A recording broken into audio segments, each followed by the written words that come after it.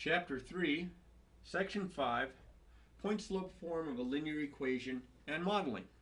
Alright, so in this section we're going to use the point slope form, which I'm going to introduce in a minute, to write an equation of a line. To write an equation line using 2 points that are on the line, which leads us to the last, which is to write an equation of line that fits a data set. Okay, now you're going to spend a lot more time doing stuff like that in other kinds of math classes like Algebra 2 and Pre-Calculus to find the line of best fit, or even statistics. But we're going to look at a very basic example here, kind of show you at least a little preview of what you might see in one of those classes. Now, when I'm graphing a line, I like slope-intercept form. Okay, I just find it easier. I graph the y-intercept. I use the slope to find a second point. Boom, I'm done. And it's also a good way to write the equation of a line if you're given the y-intercept and the slope. But if you're given any point and the slope, or any 2 points, I prefer another form of the equation of a line, which is called the point slope form. And it kind of makes sense that if I have a point and the slope, that might be a good one to use. Now, if they give me a point and information about the slope, like something to do with parallel lines or perpendicular lines, this is also a very good method. Now, I prefer when I'm graphing slope-intercept, but when I'm writing the equation of a line, I prefer point slope. Now, to find the point slope form, I go to the slope formula, and notice instead of y sub 2 and x sub 2, I just have it in a much more general form with the y and the x. If I multiply both sides by this denominator, I get this. These cancel. I get this, and if I flip-flop the two sides, I get this guy right here, okay, which is the point slope form. So the point slope form of the equation of a line of, with slope m and given passing through the given point here, x sub 1, y sub 1, is y minus y sub 1 equals m times the quantity x minus x sub 1. This is the given point here that goes in here and also goes in here. And of course my slope is m, and that goes right here. So you probably need to put this one to memory right alongside of this guy. Remember point slope-intercept form. So let's try an example where we're using point slope form to help us to write an equation of a line. In fact, let's try a couple of examples. Now, I was going over questions with one of my students, and they indicated to me that my videos here where you just see my hands seem kind of boring, and is there anything I could do to kind of spice them up? And really don't have any idea at all on how to spice them up, unless of course I bring in a guest speaker. This is my guest speaker here, and he's going to tell a joke, and the joke is as follows. A horse comes walking into a bar. The bartender sees him and says, "Hey buddy, why the long face?" Okay, that's enough. All right, so we spiced that one up. So now, let's write the equation of a line, and we're going to give our final answer in slope-intercept form because I might want to graph it, but we're going to start with point slope form. And what do we have? We have the line passing through the point, -3, 1, and the slope is -2. Now, if this was the y-intercept, and you can tell it's the y-intercept if this x value is 0, then I would use slope-intercept form. But I am going to go to y minus y sub 1 equals m times the quantity x minus x sub 1. So I'm going to plug -3 in for x sub 1 and +1 in for y sub 1, and I'm going to plug -2 in for m, my slope. I get y minus 1 is equal to my slope, which is -2 times the quantity x minus x sub 1, which is a -3. Now, when you subtract a -3, that's the same as adding the opposite. So I have y minus 1 equals, I'm going to distribute, -2x minus 6, and then I'm going to add 1 to both sides, and write my answer in slope-intercept form. And I get y equals -2x minus 5. And that's the equation of the line. This same line right here, but it's written in slope-intercept form. But I started with point slope form to get to this point. Okay, let's try another one. Also given a point, and this time I'm given a slope, but my slope is a fraction, so be careful with your arithmetic. So right back to this guy. And I have y minus y sub 1, which is 2, this is my x sub 1, my y sub 1, equals my slope, which is positive 1/4 times the quantity x minus 1. So I don't have to worry about my signs. Everything looks good there, but I have to distribute to get rid of my parentheses. So I have 1/4 x minus 1/4 times 1, which is 1/4. Now I'm going to add 2 to both sides so that I get slope-intercept form. I have y equals 1/4 x. Now I have to combine like terms there. I have a negative 1/4 plus 2. That's a negative 1/4 plus 2 over 1, which is a negative 1/4 plus, get a common denominator, this would be 8 over 4 if I multiply top and bottom by 4, which is 7 over 4, positive. So plus 7 over 4. And there's the equation on my line in slope-intercept form. Now in this third example, we have to do a little bit more work because they didn't give us a slope, but they did give us 2 points, neither one being the y-intercept. So first I use the slope formula, y sub 2 minus y sub 1 all over x sub 2 minus x sub 1. That would be negative 3. That's supposed to be, no, that's a negative 2. I can't even read my own writing. That's a negative 2 minus 1. Y sub 2 minus y sub 1 over x sub 2 minus x sub 1. That'd be 6 minus 4. So that's negative 3 over 2. There's my slope. I'm just going to use this guy here for my point because there aren't any negatives. Go back to him. Now if you write this form down again and again every time you do the problem, you have a tendency to remember a little bit longer. So I'm going to have y minus 1, might be a good reason to write it down that way, negative 3/2 times x minus 4. Y minus 1 is equal to negative 3/2 times x is negative 3/2 x. Negative 3/2 times a minus 4 would be plus 6. Now I'm going to add 1 to both sides. Careful with your fractions. And I get y equals negative 3/2 x plus 7. All right. Let's see what else we have here. Okay. We also have what we call standard. Oops, you probably can't see that. We also have what we call standard form.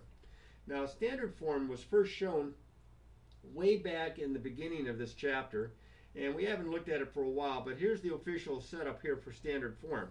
The standard form of the equation of a line is the equation ax plus by equals c, where a, b, and c are rational numbers. Usually we like integers. We like to avoid fractions when we can, and a and b cannot both be equal to 0. Okay? What's nice about standard form is not for graphing or for writing the equation of a line, is that any equation of any line can be written in standard form, including vertical lines. Remember, vertical lines, the slope is undefined. And if the slope is undefined, you can't put it in point slope form or slope intercept form because the slope is undefined. But you can put it in this form. It's just that b turns out to be equal to 0. So vertical lines, b is 0. Horizontal lines, a is 0. And you just get the single variable equations that we looked at in the last section. So we typically like a, b, and c to be integers, and I personally prefer a to be a positive number. I just like a positive number out in front. It's just me. Okay, so what we're going to do is if we get fractions, we'll multiply through by the greatest common factor so that we want to do our very best to make sure that we get an equation that looks like this form. When I'm babbling here, but it looks like this form as long as we have all rational numbers. Plus, if these numbers here have a greatest common factor of 1, that means we can't divide through by anything without causing fractions. Look, for example. See, 3x plus 2y equals 5 is in standard form, but it's the same as 6x plus 4y equals 10. I just multiply through by 2 every term. Now, I don't want to leave it this way because it's simpler looking in this form. So that's when you would want to be careful and make sure that your GCF of a, b, and c is equal to 1. So we can do that. We can always divide through or factor out and then divide through by the greatest common factor. All right, now, what should we be able to do now? We should be able to rewrite either point-slope form or slope-intercept form into standard form, get rid of fractions and decimals, isolate the two terms with the variable, make sure the lead coefficient is positive, and also make sure that our greatest common factor of A, B, and C is 1. So let's try one. That's a lot of stuff to keep track of there. You might want to look through this again. Pause it right now and then kind of look through all this to make sure you understand what standard form is here. Okay? All right, write an equation of the line passing through 3, -1 with slope -2/5 in standard form. So since I have a point and I have the slope, I'm going to start with point slope form. And then I'm going to have to change it. So I'm going to plug 3 in for x sub 1, -1 in for y sub 1, be careful with the minus sign there, and -2/5 in for m. So y minus y sub 1 is y plus 1 equals -2/5 in for x times the quantity x in for m, times the quantity x minus 3. Now, you can distribute first, but what I'm going to do is I'm going to multiply both sides by the denominator 5 here. 5 times the entire left side and 5 times the entire right side. Now there's a difference here when I say multiplying it times the entire left and the entire right. In this case, the entire left side was a binomial, so I'm just going to distribute 5y plus 5. But on the right side, we do have a binomial, but we have 1, 2, 3 factors. So what I'm going to do is not multiply the 5 times both factors. I'm only going to multiply it times one of the factors. I'm going to multiply it times the first one to get the denominator out of there. That gives me -2 times the quantity x minus 3. That's a big step there. That's the reason we multiplied by 5, was to get rid of that fraction. Now I'll distribute.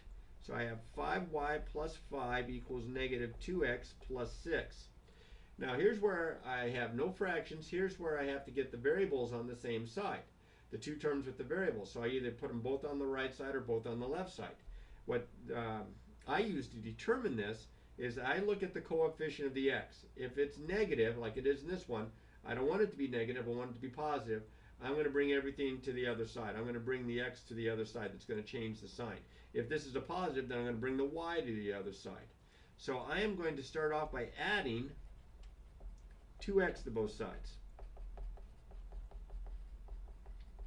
And that'll cancel those out. Now I have 5y plus 5 plus 2x. I'm going to write this as 2x plus 5y plus 5 equals 6. Now this is not quite standard form because I have this plus 5 here. I just need these two terms on the left side, so I'm going to subtract 5 from both sides. That'll get rid of the plus 5 here. And I get 2x plus 5y is equal to, wait a minute, I'm subtracting 5y. It would help if I write down the same thing, minus 5 minus 5. And that's just going to be a 1 there. There's my answer. 2x plus 5y equals 1 in standard form. In standard form. All right, so now we have slope-intercept form, good for graphing. Point-slope form, good for writing the equation of the line. Standard form, best for writing our final answer because we can write any equation of any line in standard form. And of course, the two special cases of the vertical line and the horizontal line. The vertical line just having an x, the horizontal line just having a y. Now, I said there would be one application problem. I've worked the entire problem out. It's in the notes. I'm just going to kind of run through it with you here. If given a set of data and it fits a linear pattern, that is, if the graph consists of points lying very close to a straight line, then we can write a linear equation that models the data. All right, here's an example. This table gives heavy metal nuclear waste Y, that's how much, in thousands of metric tons from spent reactor fuel awaiting permanent storage. So this is the year, and this is how much was in that year. This is the year, and this is how much in that year, and so on. If we let x equals 0 be 1995, so this would be x is 0, this would be x is 5, because that's 5 years later. This would be x is 15, because that's 15 years later than 1995. And then this would be 25, because we haven't technically gotten to the year 2020. I noticed that I wrote down this would be an estimate. It's just kind of scary that we have all this stuff of reactor fuel, nuclear waste here, waiting for some kind of storage. All right, so now Once I have this table, I have ordered pairs. 032, 542, 1561, and 2575. That's what I've listed here. At least some of them. I don't have, oh, here's 032.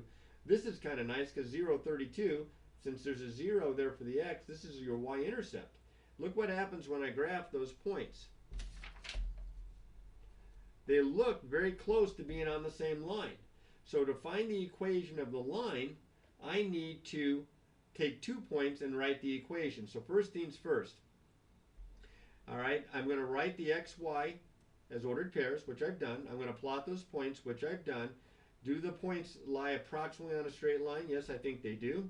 They look like they're pretty close to being on a straight line, even though my graph is perhaps not as good as it should be. I should have used a ruler maybe a little bit more here. Now, I'm going to use these 2 ordered pairs, that was this one and this one, to write the equation of a line, because I think that the line that goes through those models the data halfway decent. This one looks like it's almost on it, and this one looks like it's just barely off of it. And that was freehand. So I'm going to use those 2. Remember, that's my y-intercept. I'm going to find the slope, which is the slope formula here. And I ended up with kind of a weird looking one. Normally I like to leave it as a fraction, but this would be a messy fraction. It does come out to be a nice decimal of 1.76 for my slope. Positive up and to the right, that makes sense. So there's my y, or my slope. Y equals mx plus b, so that goes in for m, and the 32 goes in for b, and that is the equation. Sometimes it's called the line of best fit. It's not exactly the line of best fit, it's the line of best fit as far as we're concerned, but there's a more mathematical way to find a more exact answer. Now, it says use the equation to estimate the amount of nuclear waste in the year 2015. Now 2015 isn't in the table. It's halfway in between here. So that's when x would be 20. Would be at 2015. So I'm going to take this equation and I'm going to plug 20 in for x. And I multiply, then I add, and I get 67.2 metric tons, which kind of makes sense because it's somewhere in between the two. And that's how you would use the equation of a line to model the data of some kind of an application problem. So you'll get maybe one of these in your, 1 or 2 of these in your practice problems and such. Good practice all the same. Good to see it at least and kind of work your way through it. If I went too quickly, just kind of rewind and go back and go through this, and hopefully it'll be a little bit more to your liking the second time through. But mostly practice, practice, practice.